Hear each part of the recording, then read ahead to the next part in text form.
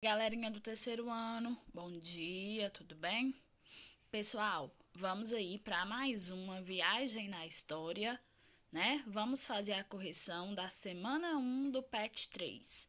O tema da semana um é os libertos no Brasil do início do século XX.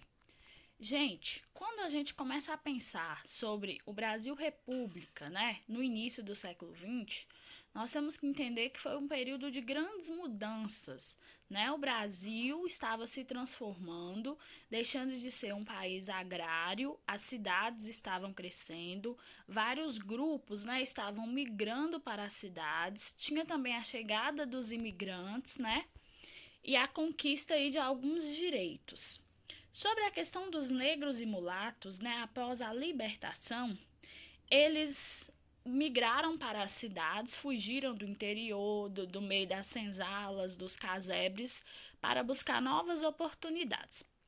Porém, nós sabemos que mesmo nessa sociedade moderna, esses negros eles não tinham espaço, né? Eles eram vistos como peças obsoletas, né? Ninguém dava emprego para os negros. Após a abolição, eles foram jogados no meio de uma sociedade que não os queria. Sobre a Lei Áurea ela teve um significado mais político do que prático. Na verdade, quando a princesa Isabel assinou a Lei Áurea, a maioria dos negros já eram libertos. Porém, politicamente falando, a Lei Áurea foi importantíssima, porque a partir de então os negros, né, e os mulatos, eles começaram a ser vistos como ser humano, né, e não mais como coisa. Vamos às atividades? Tem um texto aí, né, para responder às questões 1 e 2.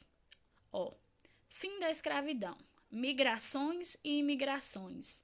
A aurora do regime republicano dava-se em meio a transformações demográficas e sociais que liberavam populações e franqueavam novos destinos geográficos às esperanças de sobrevivência de muitos velhos e novos brasileiros. Mutações difíceis, todavia, as grandes cidades surgiam no horizonte como espaço das novas possibilidades de vida, do esquecimento das mazelas do campo, da memória do cativeiro.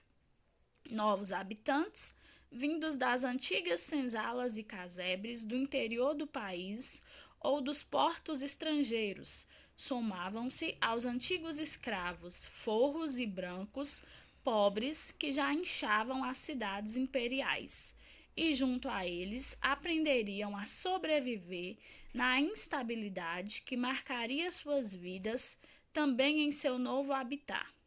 Movimentar-se-iam todos eles pelas ruas alvoroçadas em busca de empregos e de tetos baratos para abrigar-se num deslocamento contínuo que fundia vivências, experiências, tensões e espaços. A partir daí desse trecho, né, nós temos a pergunta número 1.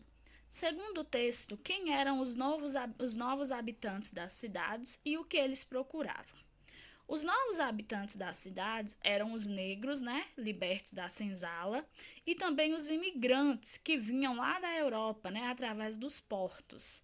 Eles fugiam, né, os negros dos casebres do interior e das senzalas. Tanto os negros como os imigrantes, eles buscavam, né, nas cidades melhorias, novas oportunidades. E principalmente os negros, eles queriam se distanciar das mazelas, né, e das memórias da escravidão. E os imigrantes, eles estavam fugindo da Europa, de guerras religiosas, de perseguições políticas. Questão 2. Analise o trecho. Esperanças de sobrevivência de muitos dos velhos e novos brasileiros, associando a situação da população negra no Brasil do início do século XX. Gente, ó, o início do século XX foi uma mistura de sentimentos, né? Contrários aí, principalmente, né, para a população negra. Porque havia a alegria da libertação do cativeiro, de finalmente estar oficialmente livre dessa escravidão, né, e ser visto como ser humano, e isso dava esperança. Mas por outro lado, né, eles eram indesejados, excluídos e discriminados nessa sociedade. essa sociedade que se formava no início do século XX deixava bem claro que não tinha espaço, né, para os negros e mulatos. Questão 3 é uma questão do Enem de 2015 que se fundamenta aí nesses dois textos. Texto 1. Em todo o país, a Lei de 13 de maio de 1888 libertou poucos negros em relação à população de cor. A maioria já havia conquistado a alforria antes de 1888, por meio de estratégias possíveis. No entanto, a importância histórica da Lei de 1888 não pode ser mensurada apenas em termos numéricos. O impacto que a extinção da escravidão causou numa sociedade constituída a partir da legitimidade da propriedade sobre a pessoa não cabe em cifras. Texto 2. Nos anos imediatamente anteriores à abolição, a população livre do Rio de Janeiro se tornou mais numerosa e diversificada. Os escravos, bem menos numerosos que antes, e com os africanos mais aculturados, certamente não se distinguiam muito facilmente dos libertos e dos pretos e pardos, livres habitantes da cidade. Também já não é razoável presumir que uma pessoa de cor seja provavelmente cativa, pois os negros libertos e livres poderiam ser encontrados em toda parte. A partir desses dois textos, né, tem aí a seguinte questão.